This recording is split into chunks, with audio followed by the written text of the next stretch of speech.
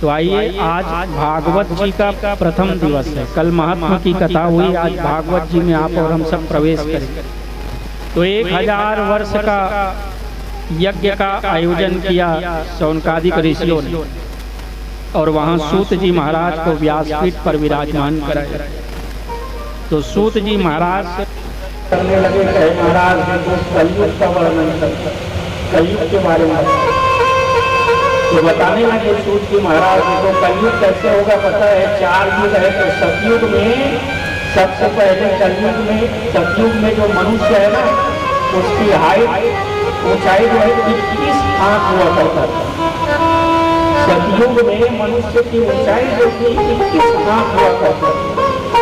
और उसके बाद सतयुग में आज त्रेता युग आएगा, तो आधा हो गया। अब 21 का आधा हो गया, कितना हुआ? अब उसके बाद जो है 7 फीट और कम हुआ, उसके बाद 14 फीट हो गया। त्रेता युग में 14 फीट हो गया, 7 फीट कम हुआ, 7 हाथ कम हुआ। और 7 हाथ कम होने के बाद फिर त्रेता युग आया, फिर द्वापर युग आया, तो फिर 7 हाथ कम हुआ। तो द्वापर युग में 7 हाथ का मनुष्य की ऊंचाई लंबाई जो है। अब द्वापर युग भी गया, कलयुग आया। तो जब कलयुग आया ना, तो 7 का आधा हो गया, 3.5। अपने अपने हाथ से आप अपनी लंबाई नाप लीजिएगा, 3.5 हाथ से कोई बड़ा नहीं है, कोई 4.5 नहीं हुआ, सब जो है 3.5 हाथ की होंगे। अब क्या है कि देखिए, ये कलयुग में हमारी जो ऊंचाई है, लंबाई है, वो कम हो गई। आप दूसरी बात आते हैं, देखो सतयुग में मनुष्य की आयु हुआ करती थी 1 लाख साल। 1 लाख साल तक जिए सतयुग में मनुष्य। अब उसके बाद जब सतयुग गया तो भगवान ने 1 शून्य कम कर दिया, 1 जीरो कम किया, तो 1 लाख में 1 जीरो जाएगा तो कितना बचेगा? 10,000। त्रेता युग में मनुष्य की आयु हो गई 10,000। फिर त्रेता युग गया, त्रेता युग गया तो फिर 1 शून्य कम हो गया। जब द्वापर आया तो 10,000 में फिर 1 जीरो कम हो गया। अब 10,000 में 1 शून्य कम होगा, 1 जीरो कम होगा, कितना बचेगा? 1,000। तो द्वापर युग में मनुष्य की आयु हो गई 1000 वर्ष। उसके बाद कलयुग आया, तो फिर 1 शून्य 1000 में जब 1 जीरो और कम हो गया, 1 शून्य और कम हुआ ना, तो बचा 100। तो कलयुग में मनुष्य की आयु हो गई 100 वर्ष। 100 वर्ष। अब देखो, लेकिन बताया ऐसा गया है कि अभी कलयुग बालक रूप में, अगर छत्तीसगढ़ी में तुम्हारा बतान ना, तभी 6-8 हो है कलयुग के नानुक लेकर बढ़ना है। तो जब कलयुग आएगा, घोर कलयुग या महाकलयुग, तो ये 100 में 1 जीरो और कम होगा, तो कितना बचेगा? 10। अब आप सोचो कि मनुष्य की आयु 10 वर्ष रह जाएगी, और वो कितने में जन्म लेगा, कितने में बड़ा होगा, कितने में पढ़ेगा, कितने में शादी होगा, कितने में नाती पंथी वाला होगा, कितने में वो धन कमाएगा, और कितना में मर जाएगा। जो पहाड़ पर्वत आप और हम आज देख रहे हैं, तो घोर कलयुग में जब 10 वर्ष की आयु होगी ना, तो जो आप भैंस देखे हो ना, भैंस उतना ही बड़ा पहाड़ होगा। और चरौटा पेड़ देखे हो ना, उसके नीचे बाजार लगेगा, ऐसा वर्णन आता है कलयुग। और जो 3.5 हाथ की ऊंचाई मैंने अभी आपको बताया है, इसका और आधा हो जाएगा कलयुग, घोर कलयुग जब आएगा। अभी कलयुग चल रहा है, लेकिन कलयुग का प्रथम चरण है, अभी कलयुग छोटा है। 4,32,000 वर्ष की आयु बताई गई। और कलयुग में कोई किसी को सुनने वाला नहीं रहेगा, कोई किसी को मानने वाला नहीं रहेगा। न पिता का पुत्र सुनेगा, न पुत्र का पिता, न माँ का बेटा, न बेटे का माँ, कोई नहीं, कोई मानने वाला ही नहीं रहेगा। और कोई धर्म को भी मानने वाला नहीं रहेगा। जब सब मनमुखी हो जाएंगे, जिसको जो अच्छा लगेगा वैसा करेंगे, जिसको जो अच्छा लगेगा वैसे ही करेंगे कलयुग। तो इस प्रकार अब देखो, पहले क्या था पता है, सतयुग में अब 1 लाख साल जीता था ना, तो ऐसा था कि देखो दाल भात के भरोसे 1 लाख साल जी नहीं सकता। तो जब पहले सतयुग में मनुष्य की शक्ति किसमें थी? प्राण शक्ति, रक्त में, ब्लड में, खून में। अब सतयुग जब गया ना, उसके बाद जो है त्रेता युग आया। तो त्रेता युग में मनुष्य की आयु हो गई मास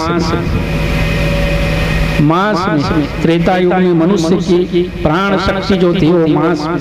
त्रेता युग भी गया, द्वापर युग आया, तो द्वापर युग में मनुष्य की प्राण शक्ति हड्डी में आ गई। पूरा मांस भले सूख जाए लेकिन हड्डी बचा रहता था, लेकिन हड्डी बचे रहने के बाद भी मनुष्य जीवित रहता था। अब उसके बाद कलयुग में मनुष्य की प्राण शक्ति किसमें है बताओ, बताइए। मनुष्य की प्राण शक्ति कलयुग में दाल भात में, भोजन एक दिन 2 दिन के दिन खाऊ, अगर ज्यादा दिन अन्न के त्याग करी तो मनुष्य ला अपन शरीर छोड़े पड़ जाए। तो कलयुग में मनुष्य के प्राण शक्ति है, यदि प्राण चलत है तो वो दाल भात के भरोसा, अन्न के भरोसा, और जैसा खाओ अन्न वैसा होगा मन। इसलिए कहा गया है कि अन्न जो है पावन पवित्र होना चाहिए, इसी को ग्रहण करना चाहिए जिसको आप और हम भगवान में भोग लगा सकते। जो भगवान में भोग लगता है, जो भगवान ग्रहण करते हैं वही ग्रहण करने योग्य है, बाकी ग्रहण करने योग्य नहीं। तो 1000 वर्ष का यज्ञ का आयोजन किए तो सूत जी महाराज से पूछने लगे, तो कलयुग में कहे सब लोग मनमुखी हो जाएंगे, सब अपना अपना वर्ण छोड़ देंगे, न कोई पंडित होगा, न कोई योगी होगा, न किसी को मानने वाला रहेगा, सब अपने अपने हिसाब से जो जिसको अच्छा लगेगा वैसा करते जाएगा। लेकिन इस प्रकार तो फिर पुनः पूछने लगे, तो देखो अब व्यास जी के जन्म की कथा थी। कैसे आपको बताऊं कि देखो एक बार भगवान के अवतारों का वर्णन, भगवान के अवतार का वर्णन किया गया है। भगवान का अवतार होता है, कब होता है कि जब जब हो ही धर्म की हानि, असुर यधम अभिमान, तब तब धरि प्रभु विविध शरीरा, प्रभु सज्जन। जब जब अधर्म बढ़ता है ना इस पृथ्वी पर, अब भगवान 4 लोगों के लिए ही आते हैं, विप्रधेनु सुर संतहित लीन मनुज अवतार। अब आपकी और हमारी मर्जी से नहीं, निजे इच्छा निर्मी तनु माया भगवान स्वयं की इच्छा से। तो आपका और हमारा भगवान इतना सर्वशक्तिमान है, इतना सर्वसमर्थ है कि वो अवतार लेता है, अवतार लेता है। कब जब जब हो धर्म की हानि, असुर धर्म अभिमान, तब तब धरि प्रभु विविध शरीर, तब प्रभु भगवान जो है ना अधर्म जब बढ़ता है, और अधर्म कलयुग का सहायक है, मित्र है, उसकी मदद करता है। वो दोनों मिलकर इस धराधाम में जो है अधर्म को बढ़ाते हैं, पाप को बढ़ाते हैं। और पाप कैसे नष्ट होता है कि जिन्हें कर नाम लेते जग माही, सकल मंगल मूल। भगवान का नाम लेने से ही सब अमंगल दूर हो जाते हैं। इसलिए केवल जो भगवान के नाम का आश्रय लेता है निश्चित उसका कल्याण होता है। बोलो बाल कृष्ण लाल की। मेरा आवाज कम हो गई। बोलो बाल कृष्ण लाल की। भगवान का पहला अवतार हुआ सनक सनंदन सनातन सनत कुमार। 4 सनक सनंदन सनातन सनत कुमार के रूप में। और जब हुआ ना इनका जन्म तो ये लोग तपस्या करने के लिए चले गए। तपस्या करने के लिए इनसे कहा कि पृथ्वी पर जो है आगे वंश को बढ़ाइए, लेकिन इन्होंने कहा कि देखो मोह में कुछ नहीं रखा है, पत्नी बेटा पुत्र में कुछ नहीं रखा है। इन्होंने संसार त्याग किया और भगवान के नाम का जप का आश्रय लिया और नाम जप का आश्रय लिए और बद्रिका आश्रम चले गए। फिर दूसरा अवतार हुआ भगवान का वाराह अवतार।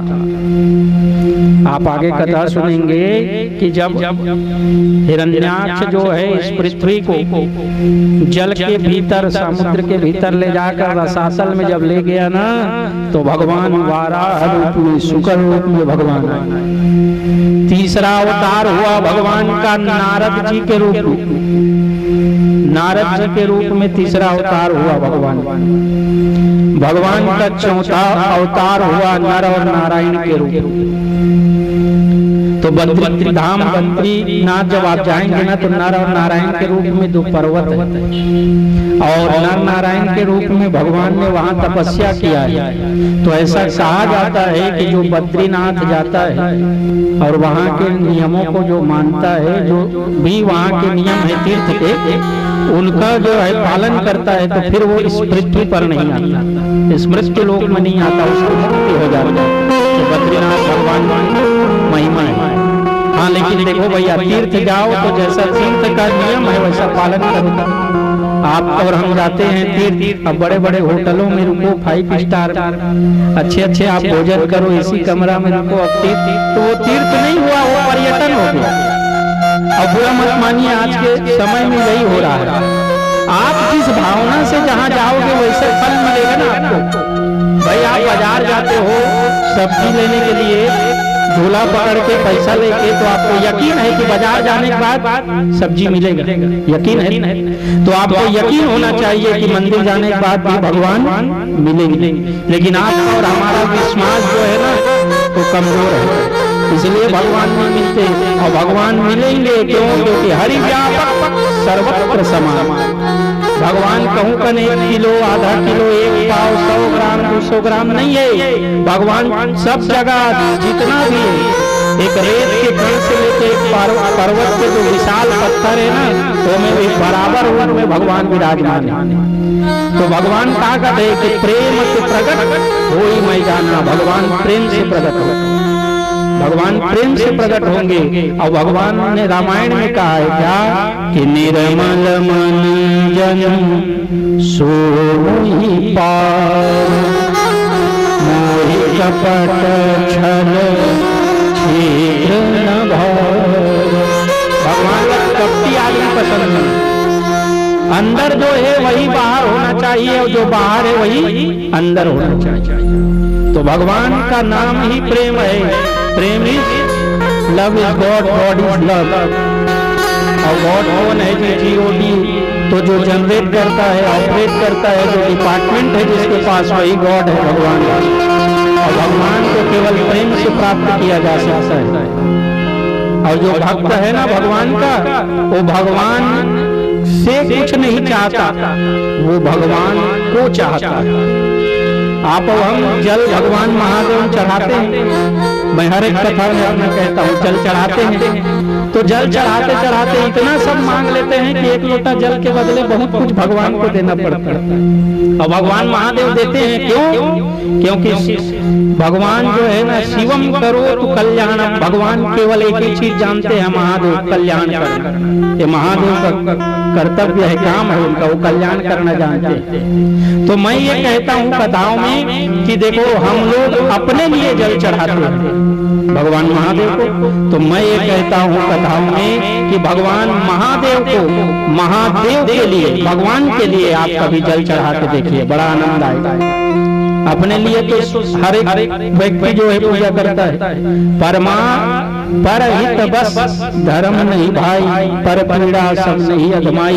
जो दूसरे की पीड़ा को समझता है, जो दूसरे के दुख को समझता है, जो दूसरे के दर्द को समझता है ना, उसका भगवान भी निश्चित भला करते हैं। अपने लिए तो सब लोग जीते हैं, आप और हम सब अपने लिए ही जी रहे। क्यों पता है? क्योंकि देखो परिवार के संग चलेंगे। आप और हमारी गति क्या है पता है कि देखो सब लोग जो है ना जल बिंदु पान कर, माने गंगा जल पिलाया जाता है जब अंतिम समय रहता है तो जल पिलाते हैं। उसके बाद पत्नी भी कहाँ तक साथ देती है पता है? अर्धांगनी चले केवल मकान तक चलती है पत्नी, क्योंकि स्त्रियों को श्मशान शमशान घाट जाना अलाउ। तो अर्धांगनी चले केवल मकान तक, परिवार के भी लोग चलेंगे श्मशान तक। जितने परिवार वाले हैं वो भी चलेंगे। और जो आपका पुत्र है ना, बेटा है, वो कहाँ साथ निभाएगा, कहाँ तक पता है? बेटा भी अग्नि निभाएगा तो अग्निदान तक। अग्नि जो चिता को लगाते हैं उसका पुत्र, इसी दिन के लिए गरुड़ पुराण में वर्णन आता है कि एक पिता अपने पुत्र की जो है ना इच्छा करता है, उसका पुत्र जो है अग्नि संस्कार जब करता है, जब एक बेटा अपने पिता को कंधे पर रखकर उसकी अर्थी को ले जाता है श्मशान घाट तक ना, तो प्रत्येक पग में एक पग में वो अश्वमेध यज्ञ का फल पाता है। क्यों पता है? कि जिस पिता ने उसको बचपन में खिलाया, बचपन में उसको खिलाया, अपने कंधे पर उठाकर उसको संसार दिखाया, मेला दिखाया, दुनिया घुमाया, उसी पिता को जब वो पिता चला जाता है इस संसार से, तब उसका बेटा अपने कंधे पर उसको रखकर उसकी अर्थी को रखकर श्मशान घाट तक ले जाता है। तो उस पिता को भी गर्व होता है कि ऐसा धर्मज्ञ मेरा पुत्र है। गरुड़ पुराण वर्णन करता है कि जो भी अर्धदैविक क्रियाएं हैं वो करना चाहिए। आप आगे कथा सुनेंगे तो जितनी भी क्रियाएं हैं संसार की वो करनी चाहिए। अग्नि संस्कार, 16 संस्कार आप और हम सब सनातन धर्म को मानने वाले, इसलिए हमारा प्रत्येक कार्य संस्कार है। अब बुरा मत मानिएगा, मैं व्यासपीठ से कहता हूँ, यदि आपको गलत लगे तो पहले क्षमा है। विवाह भी एक संस्कार है, लेकिन जो आज के समय में कार्यक्रम बन गया है। आप मानिए कि जिस स्थिति में आप और हम जी रहे हैं, और अगर गलत दिशा आप और हम पकड़ेंगे तो निश्चित विनाश की ओर जाएगा। जो समय, जिस समय गोधूली बेला में पंडित जी ने आपको पानी ग्रहण का समय बताया है, उस समय पे होना चाहिए। सब असमय हो रहा है, इसलिए देखना बहुत ज्यादा इस समय तलाक हो रहा है, डिवोर्स हो रहा है, छूट रहे। क्यों? क्योंकि संबंध में जो है ना प्रेम और विश्वास के साथ चलने वाला है। पति पत्नी का जो संबंध है वो विश्वास के साथ चलने वाला है। पत्नी को पति पर और पति को पत्नी पर यदि विश्वास नहीं है तो फिर वो संबंध चलने वाला नहीं है। केवल और केवल संबंध विश्वास का चलने वाला है। और ये तलाक जो डिवोर्स है ये हिंदू धर्म में नहीं है। हमारा तो 7 जन्मों का नाता है, जन्म जन्म का साथ है हमारा तुम्हारा। भगवान के साथ ही हम लोग ना जन्म जन्म के है, पुनरपि जननम पुनरपि मरणम, फिर जन्म लेना फिर मर जाना, यही हमारा काम है। फिर माँ के गर्भ में आता है, तो माँ के गर्भ में पेट में एक संकीर्ण जगह में हम रहेल पड़ते, बहुत कम जगह। और माँ जे खाते ना खट्टा मीठा तेज गरम वो सब ला सहेल लाटे, तो वो बालक गर्भ में भगवान ने प्रार्थना करते करते भगवान निकाल दे, प्रार्थना करते भगवान से कैसे भगवान यहाँ से निकाल दे, छुट्टी करा। तो भगवान उसको वहां से निकाल देते हैं, उसका जन्म होता है। तब वो अंदर में भगवान की स्तुति करते, भगवान को देखते। लेकिन जब बाहर निकलते ना तब मामा मामी फूफा बुआ मौसी देखते तो भगवान खोजते कथे दिल में अंदर में देखे होते दिखत नहीं है कथे तान रोयल चालू करते। अब वो ना निकलते, अब वो खटमल कीड़ा मकोड़ा सब काटते अनेक प्रकार से। तो ये जीवन जो है ना, ये जीवन में एक ही बात है कि एक बार जन्म ले ले तब भगवान के नाम ले और कल्याण हो। काबर कलयुग में भगवान के नाम से आप अमल पार जा सकते हैं। और दूसरा पशु पक्षी मन के, अब वो मन तो भैया देखता है कि पशु पक्षी जो है ना ये साधन हम लगे है बोले के भगवान, तब ले कई जाना ऐसे बोलते नहीं खतरनाक, वो आदमी कहाँ मुंह के देखे बंद कर तो देखो भैया, ऐसी वाणी बोलिए मन का आपत होए, औरों को शीतल करे आपहु शीतल हो। 2 दिन के जिंदगी है, जिंदगी 2 दिन के है। कैसे? पहली दिन जन्म लेते और दूसरा दिन मरबे ते। बाकी यहाँ झंझट है। कैसे? कि बेटा भी हक निभाएगा तो अग्निदान तक, उससे तो आगे भजन ही है साथी, और भजन के बिना अकेला रे मन ये 2 दिन का मेला रहेगा, कायम न जग का झमेला रहेगा। आपको हमला कहूँ तो जाना है ना, जैसे प्रयागराज जाना है तब कुछ कम वस्तु चाहिए है नहीं, कम सामान चाहिए, रिजर्वेशन कराए पड़ी। रायपुर से प्रयागराज पहुँचो गंगा नहाए है नहीं। अब हमारा फिर मुंबई दिल्ली जाना है तो फिर ज्यादा व्यवस्था करे पड़ी। अब एकर से आगे जाना है, हो सकते विदेश जाए के अवसर प्राप्त हो तो ओकर कुछ ज्यादा व्यवस्था करे लागते, पासपोर्ट वीजा सबके व्यवस्था करे लागते। तो देख, जब हमारा विदेश जाना है तो कितना सारा सामान, कितना व्यवस्था लागते। वैसे एक न एक दिन ये धरा धाम न छोड़ के भगवान के पास जाना है, जहाँ लंबी यात्रा हमारे प्रारंभ हुई। ये यात्रा छोटे, कोई 50 साल, 60 साल, 70 साल, 80 साल, 100 साल घलो जी जाते, ठीक है। लेकिन ओकर बाद तोला मोला सब लगाना है, सब जो ऊपर में बैठे तहुला, नीचे में बैठे तहुला। अब देख कहा है कि एक ट्रेन में यात्रा करत, ट्रेन की सीट जो है नीचे ऊपर ऐसे रखे, तो ऊपर में घलो रीस और नीचे में 2 जन झगड़ा होता है। तो एक जन का थे ऊपर वाला सब देख रहा है, वो लड़ाई करे थे, बोला था बोल ऐसे कहा है ऊपर वाला सब देख रहा है। वो सुते नहीं बेचारा ऊपर वाला, थोड़ा देर बाद किस कहते मैं कुछ नहीं देखा थे, मैं सुते रहे हूँ, कहते तुम्हारे कौन सही है नहीं पता कहते। तो वो कहते हम तोर ऊपर वाला नहीं, तोरो से ऊपर वाला है, तेकर बात करत है कि सबसे ऊपर में कौन रहता है, कहे भगवान। और भगवान सब देख रहा है आपके और हमारे कर्म को, जो छुपा है, जो छुप कर भी कर रहे हैं। क्यों? सहस्त्र सिर था पुरखा, सहस्त्र राजा, सहस्त्र पाता, सब भगवान के एक हाथ नहीं, सहस्त्र सिर का 1000 हाथ, 1000 पैर, 1000 हाथ है। बताओ ते एक खन मुंड में वो तो 1000 खन है, कहाँ दिखी? एकरे से तो कहा है पता है कि माटी के चूल्हा माटी मजाही, माटी मजाही हरि सोल बोल, और जियत ले राम राम मरे मन आए काम, गाले मनवारा सिया, भजले मनवारा सिया। जियत यही राम राम कहना है। और ओकर बाद मरे बाद अगर ते तो लेगा थे और राम राम कही देखता तो जे लेगा थे ते छोड़िए और भाग भूत प्रेत तो ओकरे से जियत जियत जियत जियत भगवान के नाम ले लो, क्योंकि जो साथ जाएगा देखना। आप एक चीज प्रैक्टिकल है, जो पेटी में आप पहले रखोगे सामान वही अंत में निकलता है। इसलिए हम ये कहते हैं कि बच्चा जो है आपके घर से उसको संस्कारवान बनाओ, बचपन से उसको भगवान के भजन में लगाओ। काबार पहले सिखावे तब सीखी हो।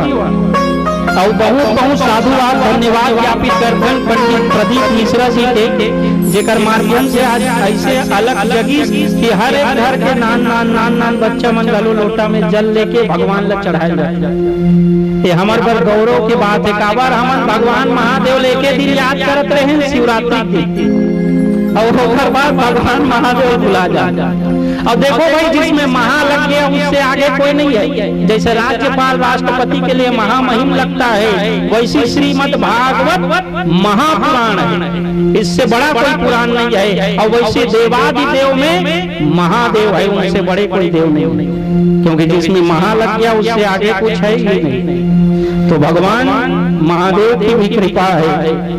और भगवान कृष्णचंद्र देखो, मैं हरि और हर माने भगवान महादेव और भगवान भगवान विष्णु कोई अंतर नहीं है। जिन जिन पुराणों का आप श्रवण करेंगे उनमें उन देवताओं को प्रधान बता दिया गया है। तो प्रधान तो है और सब एक ही है, क्योंकि सागर से उठा तरंग बन के समुद्र से जो है ना उठकर भाप बनकर वो जाता है, फिर वर्षा के रूप में गिरता है। तो फिर कपिल मुनि का अवतार हुआ, 5वां अवतार भगवान। फिर दत्तात्रेय का अवतार हुआ, यज्ञ भगवान आए, और फिर भगवान ऋषभ देव का अवतार हुआ, और उसके बाद महाराज पृथ्वी का अवतार हुआ। एक बार एक पृथ्वी से ना समस्त जो है रसों को भगवान छीन कर ले लिए भगवान। तो राजा पृथ्वी को जो है उसके शरीर को और मंथन किए, फिर समस्त जो औषधि है उसको दोहन किए, वहां से निकाले तब भगवान तो पृथ्वी के अवतार में। फिर भगवान का मत्स्य अवतार हुआ, मछली के रूप में भगवान। फिर भगवान का कूर्म अवतार हुआ कच्छप के रूप में। जब समुद्र मंथन हुआ ना तो मंदराचल पर्वत जो है नीचे जा रही थी, तो भगवान कच्छप के रूप में आ गए और समुद्र को अपने पीठ पर धारण किया। फिर भगवान धनवंतरी के रूप में आए, अमृत कलश और अमृत कलश लेकर धनवंतरी के रूप में आए। फिर भगवान ने मोहनी अवतार लिया और मोहनी अवतार लेकर देवताओं को अमृत पिलाया और असुरों को वारुणी नाम की मदिरा पिलाई। उसके बाद भगवान नरसिंह का अवतार हुआ, भगवान नरसिंह रूप में आए, आधा नर आधा सिंह। ये 24 अवतार है। फिर इनकी पूर्ण रूप से आपको कथाएं हम श्रवण करते जाएंगे। फिर वामन भगवान आए, राजा बलि से 3 पग पृथ्वी लिए, राजा बलि का उद्धार किया। फिर भगवान का है ग्रीव अवतार हुआ। फिर भगवान श्री हरि अवतार में आए और उसके बाद फिर भगवान परशुराम के रूप में आए। तो 3 राम हुए, परशुराम, बलराम और राम, 3 राम। परशुराम के बाद महर्षि वेद व्यास के रूप में आए। वेद व्यास जो महर्षि है वो भी भगवान का ही अवतार है। उसके बाद भगवान का हंस अवतार हुआ। फिर हंस अवतार के बाद भगवान श्री राम रूप में आए।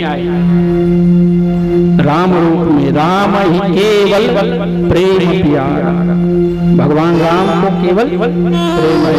तो देखो भगवान राम के जीवन से हमको ना मर्यादा सीखने को मिलती है। क्या करते थे भगवान पता है?